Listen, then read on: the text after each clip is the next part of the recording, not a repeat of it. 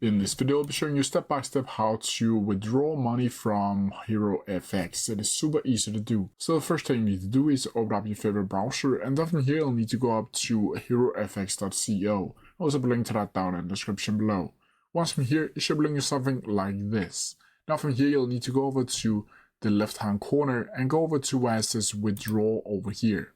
Now from here, you will need to have enabled payment system and a completed verification over here. Once from here, it should look something like this, where I can see that you'll be able to see your entire wallet balance. And from here, you'll need to choose the sender account. You will need to add in the withdrawal amount and will receive how much. From here, you'll simply need to click send. And from here, you'll need to add in your details, credit card details. And then from here, once you click send again a confirmation, then you'll need to wait a couple days before your money will be transferred over and withdrawn over to your bank. But that's how to do it. If you have any questions about it, please leave them down in the comment section below and I'll try my best to answer them as quickly as possible. See ya!